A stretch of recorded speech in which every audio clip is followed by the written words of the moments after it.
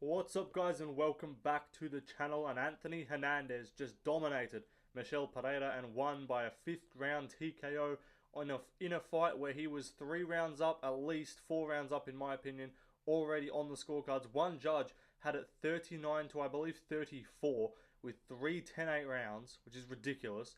So that was, I kind of wanted the fight to go. I live streamed for it. I kind of wanted the fight to go to a decision because I actually wanted to hear the score like 50-42 read out. Like I wanted to see if we would get a 50-41, which if that had gone to the scorecards and the judge had given that 5th round a 10-8, we would have heard a 50-41 scorecard read out. Or 49-42 maybe, because I think one of the judges gave Pereira the first. But Anthony Hernandez had an incredible performance. He won dominantly and showed out in his first ever main event. I think a lot of hardcore fans who know this guy, look, I have not been the one, I'm not going to take credit. I have not been the one saying this guy's going to be a future champion. I'm going to just do that now. I'm going to have no shame, and I'm going to jump on the hype train. I'm going to jump on the bandwagon before I'd say it becomes like just extremely obvious. Like I think right now any hardcore fan could look, anyone who really understands the middleweight division and understands the fighters that are in it, could tell you, yeah, this guy's probably going to be a top 5, at least top 5 guy. Probably has a really good style to beat some of those top guys and fight for the belt one day.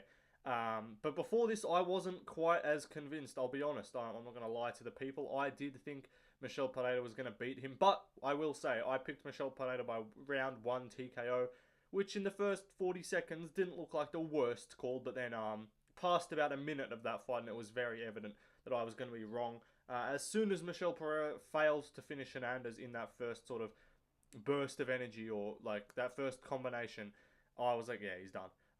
And as soon as he got the first takedown of the fight, I'm like, yeah, just pack it up. I could turn the stream off now, and I'll tell you, I would bet my entire fucking earnings that Hernandez would win that fight after Pereira didn't finish him with that first combination. But I thought he was going to lose. I genuinely thought he was going to just get hurt to the body. I think that video, or just that the image of him getting hurt to the body by Holland is just stuck in my head, and I was like, oh, Pereira's explosive. It's the same reason why I picked Kopylov against him. So I've picked against Hernandez in his last 2 fights, but no more.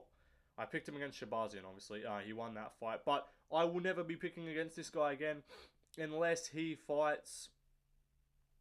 It would really be, I don't know who the fuck I'd pick to beat this guy. Like, I'm thinking the rankings for him right now. Hermanson. You're telling me he's gonna beat Hermanson. He's gonna beat a Cannonier. He's gonna beat a Vittori. He's already got a win over Allen on the regional scene. Fun fact on LFA. I think he would beat him again. I think he would beat Amavov. Seeing how easily Allen took down Amavov and held him there in the first round, Hernandez is only going to get better from there and only going to make it harder. And that's pause. And that's why I think it is going to be extremely difficult for these top guys, like an Izzy or even like a Whitaker. I think is someone who might have a chance because Whitaker I think can really beat anyone if they don't have that KO threat, which I don't think Hernandez would KO Robert Whitaker. But even Strickland, I think he's got a decent style to beat because Strickland really doesn't have the stopping power, and I don't think Strickland's going to KO him to the body with a jab, which is like the only, or a teep, which are the only weapons Strickland really throws. So I'm extremely confident in Anthony Hernandez as a future top 5 guy after this performance. I needed this performance. I needed him to beat a big, dangerous guy, strong dude as well. Kopylov has been choked out before. Kopilov's been kind of made to look like a bit of a victim, and then he went on a bit of a run and had Lucas Tracy saying it was going to be Whitaker. But fair play to Mr. Flukas. He did he didn't do a pick video, but I saw one of his videos. He mentioned he was going to pick Hernandez. He's been pretty high on Anthony Hernandez as well since he beat Kopylov. I think that's the thing with Lucas is if he's high on a prospect and that prospect loses, he then jumps on the train of whoever beat that prospect. From what I understand and what I've seen with Mr. Lucas so far.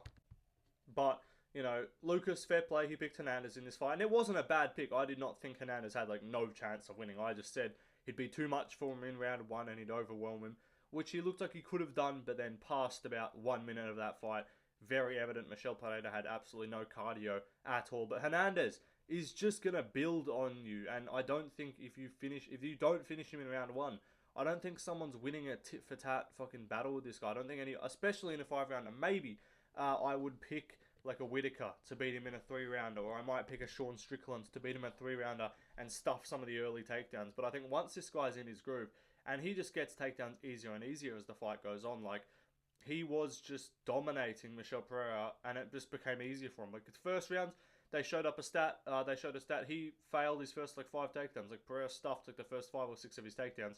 And then after that, he got one right at the end of the first, and then after that, I'm like, yeah, he's cooked. And he goes out there, and just the takedowns, it's like a fucking avalanche. They just keep getting easier. And Fluffy Hernandez is proving to be just a problem at middleweight, because, you know, there's like the Dan Hardy back. You know, Fluffy Hernandez, he's an absolute monster with the cardio and the takedowns. The wrestling is quite difficult to deal with. But no, he is fucking just difficult to deal with. He is Marab, but with ground and pound. And Marab, but actually, like, beats you up and, like, on the ground. Like, Marab just is the takedown part of it. Hernandez has the wrestling. He's got the ground and pound. He's got the submissions as well. Marab does not submit anyone. Hernandez actually gets submissions as well. And he's just proven to be a fucking nightmare to deal with. Like, who's beating this guy? Like, let me get up the rankings real quick, because I'm just not overly confident that there's many people that would beat him. Like, I don't know, maybe you think Dricus is probably a good shout just because of the physicality, and Dricus is shown to have some decent cardio, but I think he could still outgas Dricus. Like, Dricus is close, Strickland I think is close-ish, but I still think Hernandez could win. Israel Adesanya, I think he takes down Izzy and subs him, or beats him up on the grounds. Like, I think we've seen Izzy get taken down, and I think Hernandez has better wrestling and better pressure than the guys that have taken Izzy down. We got Whitaker. Whitaker's close. I think a Mavov just gets taken down too much. I don't think a Mavov's takedown defense is good enough. He could beat him up on the feet, but, like, that's the thing with Hernandez, is he can lose on the feet. Like, he's not the best fucking striker, but he looked solid against Pereira. Like, he got cracked early, but he kind of locked back in after that. Looked solid, you know. Baralho, I just don't see Baralho beating him, to be honest. Vittori, Cannonier, Allen, Delidze, Costa, Hermanson. Chimaev's a close one. Chimaev's a close one, because even in the later rounds, I don't think Chimaev's going to be getting taken down by Hernandez. But Anthony Hernandez, going into this fight ranked number 13, I think you bump him up to, like, at least number 9 or 8. I know some people might disagree and be like, oh, he beat number 14 Pereira, why is he moving up so much? I don't think the UFC I think this is why I do agree with Dana White in terms of the rankings are clearly flawed. But I don't agree with him on how to fix it. Obviously, he's fucking trying. I don't agree with a lot of the points he's making, like Khalil should move up, all this. But I think he does have a good point overall in that the rankings do need to be changed, and that, like, stuff like that. Like, I don't think you should only be able to move up and be limited to moving up to the spot of the guy that you beat. Like, Pereira, or if the guy's behind you and you beat him, you can't move up. Like, I think that's kind of dumb in my opinion, but yeah, I think he should move up a few spots. Like, why the fuck should Paulo Costa be ranked above him? Who's Paulo Costa beaten? Who's a relevant win of Paulo Costa's that indicates he should be ranked above Anthony Hernandez right now? Who's a relevant win over Brendan Allen's? Brendan Allen beat Paul Craig, Chris Curtis in a rematch which he almost lost, and Muniz. He beat Muniz, and he beat Bruno Silva, and he beat Paul Craig. And apart from that, his only ranked win is Chris Curtis. Hernandez just smoked Michel Pereira, who was on a 3-fight win streak at middleweight. I think it was like 7-fight win streak overall, I want to say, and dominated him and made it look easy. Apart from the first round, literally every single minute and second of that fight was Anthony Hernandez. And again, he's like Marab in the way that it doesn't matter if he fails a takedown. He's fine to fail a takedown. He is okay to be like, yeah, you can stuff this one, you can stuff that one, but I'm going to get the other fucking 7 of them. Like, you're not going to stuff every 30 of my takedowns. That's the same with what Marab did against Peter Yan. Is like, I can shoot 50 takedowns because I have ridiculous cardio, and you're not going to stuff all of them. So I think it's just a bit of a cheat code, to be honest. I know Guru was coping a bit. Guru was saying, oh, he's not even that good. Apparently, I'm not sure if this is true. I can't fact check this, but someone told me, Guru said his cardio is not even that good, otherwise he would have finished him, which is interesting because I thought there was numerous points in that fight where it could have, in fact, been stopped. But it wasn't until the 5th, which was a good start. Like, it really, like, we knew what we were watching from round 2 onwards. It was just 10-8s across the board from good old Michel Pereira. Let me get the scorecard up, actually. Anthony Hernandez versus Michel Pereira. Let me add on scorecard. Sorry about this. Let's see. We got, Ben Cartledge scored all the first four, obviously, for Hernandez, with just the third being a 10-8. Derek clearly scored the first for Pereira, but the second, third, and fourth for Hernandez, with all three of those 2, 3, and 4 all being 10-8s. And then Ron McCarthy scored all four for Hernandez, with the second being a 10-8. So I think it was very clear that the second and third, in my opinion, were 10-8s. Fourth round, arguable 10-8 as well, and that fifth round was on his way to a 10-8. So I really it would have been quite funny to see a 50-42 or 50-43 scorecard, because we don't see a lot of those. But either way, Hernandez, incredible performance. Who's next? Who's next for Anthony Hernandez? This is a different style of post-fight recap. It's not really going to be like a full standard top-to-bottom post-card recap or whatever, but who is next for Anthony Hernandez? Because I want to see this guy just chucked in top 5 opponent, because I think he's ready for it and I think he could win. But I think you keep this guy in 5 rounders. I think it's a disservice to up-and-coming fighters who are clearly suited for 5-round fights. I think it's a disservice to them, and it doesn't help them, and it doesn't help the fans who don't know fully who they are. Like, if you're a casual fan watching this video, which I doubt you would be, I think everyone who's watching this channel is probably a hardcore fan, but I think if the casual fans, they might not know Hernandez. They might see, oh, cool highlight, he got a ground and pound TKO against this big Brazilian guy. But, like, you need to put this guy in main events often, and don't chuck him on 3-rounders as, like, the second fight of a pay-per-view or as the prelim headliner. That doesn't help him. I think I'd love to see him do an arena main event, but I think an Apex main event in his next fight or two is not a bad idea, to just let the fans know who this guy is and showcase him that he is legit. I would love to see Hernandez versus Cannonier. He's ranked number 13 now. I personally think he should move up to like number 11 or number 9, because for some reason they have Dolidze and Costa equal at number 9. I don't get why they do this and put people equal. Like, it doesn't make any sense. But I wouldn't mind. I think he goes above Dolidze. I know Dolidze beat Holland and Hernandez lost to Holland, but that was fucking ages ago. Since then, he hasn't lost in ages. Allen, I think he should arguably be above. Like, I think if you're ranking based on who you think the best middleweight is, I think he's like top 5 in my opinion, pretty easily. But just based off level of opposition, I know he hasn't beaten anyone crazy good, but I think he beats Cannonier. Cannonier gets taken down a bit. I think he would beat Cannonier, who at this stage in his career is just looking a bit more washed. I think you want to do Vettori versus Allen. I think that's clear. We leave those two to do their own thing. They have beef. But yeah, Cannonier at number 7. Hernandez at number 13 right now. I think he should move up. Don't know who. Maybe Hermansson, if you want to slow roll him. Hernandez versus Hermansson. That's a very Apex kind of main event. But Cannonier as well, very Apex main event. If they did a Paulo Costa fight, which I doubt he would accept, Costa that is, you maybe can do it as a 3-rounder. I know he said that he would like to fight on the Los Angeles card, which is 311 in January, but he needed to see if he was injured. So maybe if he's not injured, I'd love to see that. But I think the way you book the middleweight division, you go Dricus versus Strickland, Whitaker versus Adesanya. That's obviously happening. I think the winner of that gets the title shot. Adesanya should fight either a Mavov or Baralio. The other guy between a Mavov and Baralio, in my opinion, should fight Whitaker with a loss to Hamza. That's what I think should happen. Vettori versus Allen, Cannonier versus Hernandez. Hermansson can fight fucking Chris Curtis in a rematch or some shit. I don't know, who cares. Hermansson can fight Paulo Costa, I guess, or Dolidze could fight Paulo Costa as well. That's not bad. And yeah, and then Michel Pereira, as far as he goes, I won't talk about him because this video too much, because this video is about Hernandez. But I'd like to see Michel Pereira fight maybe the winner of GM3 and Dorita, or maybe you could give him Shara Magomedov. I think that's a cool fight, because if he keeps his ranking, he might move down 1 spot below Curtis, but usually the UFC is not very quick to jump on you and be like, nah, that's it, you're out of the rankings. So, Michel Pereira versus Shara Magomedov after he beats Petrosian, assuming that happens. Or maybe you could do if Shara loses, you could do the winner of Bruno Ferreira versus Abbas Magomedov. You could do Robocop against Michel Pereira. Who the fuck's not down for that? That would be amazing. But Hernandez, this is what the video is about. Hernandez. He's just really fucking good. Like, I was impressed. I know some people will be like, oh, boring, fucking land play. Some people, I saw someone in the comments being like, middleweight, you have Batista. And I was just like, I'm like, are you just trying? Like, genuinely, I saw that comment under a post. I'm like, are you just trying to be like it's not that impressive, bro? Like, that's a fucking good performance. Like, not many people do that to Michel. Michel Pereira's lost, yeah.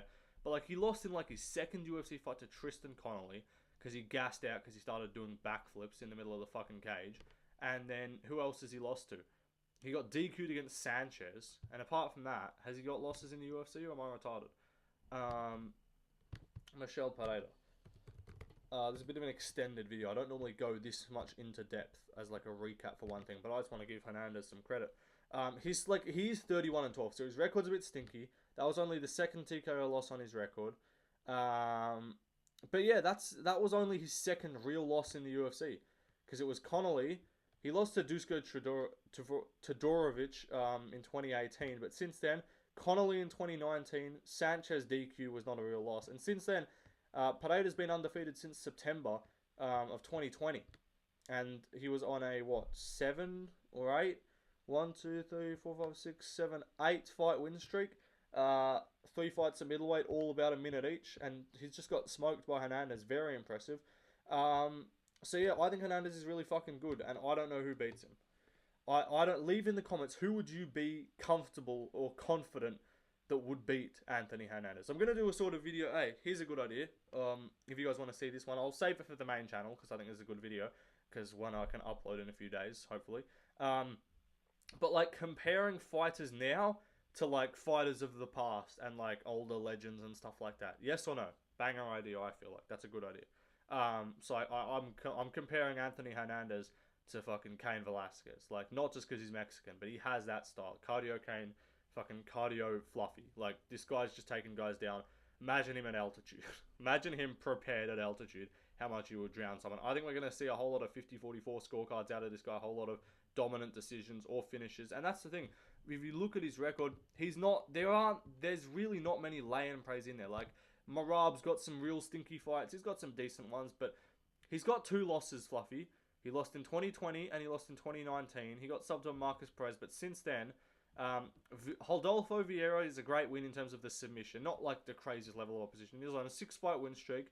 Rodolfo Vieira, Josh Fremd, which was a decision, but he's on a 4-fight finish streak. Marc-Andre Barriault submission, Shabazian TKO, Kopolov submission, Pereira TKO. Not the craziest level of opposition, but not guys that just get ran over consistently. Like Fremd's not good. Like Barriault's a pretty tough guy. I know he got KO'd by Pyfer, but apart from that, Barriault's a pretty tough dude. Went to a decision with Chris Curtis. Like Shabazian, that win hasn't aged too well, but Kopolov's real good in my opinion. I think that win's going to age pretty well. I think Kopolov's going to do good things against Chris Curtis because he's booked then. Pereira on an 8-fight win streak. It's not like he's beating bum Michel Pereira. Michel Pereira, look, he didn't show up with that much cardio, but I also think that is in part to Fluffy just putting a pace on him and putting the pressure on him and making him drown and quit. So yeah, I think that was a great performance from Fluffy Hernandez. I was very impressed. I want to see him fight Cannonier next. I'd love to see an Izzy fight at one point. That's why I did put Izzy in the thumbnail. Because just a bit of a hot take. I don't even think it's that much of a hot take. If you disagree with it, let me know in the comments. Maybe I'll do a hot takes video. But Hernandez, I think, beats Izzy. Because tell me, what do you think Izzy... Do you think Izzy wins by round 1 TKO?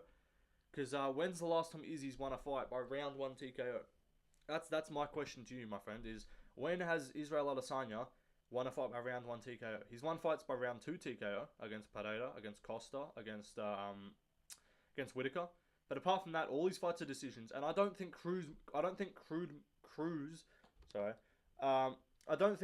mode Izzy is just gonna tap and leg kick his way to a fucking decision, and I don't think he just one-shot KOs Hernandez. Hernandez has a great chin.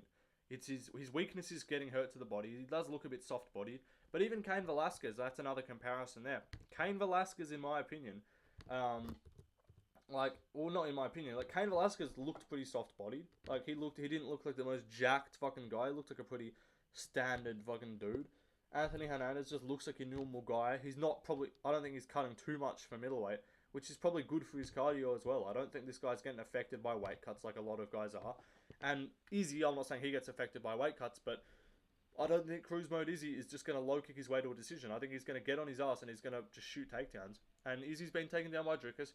He's been out physical. And Anthony Hernandez, I think Pereira is one of his tougher matchups, not in terms of like the entire fight, but Pereira's one of the guys who's going to be stronger than him, who's going to be more physical. I don't think Izzy's going to be more strong or stronger than Hernandez. Dricus will be, probably. and that's where you might have to wear on him, and that's where that fight's competitive. Hamzat early might be.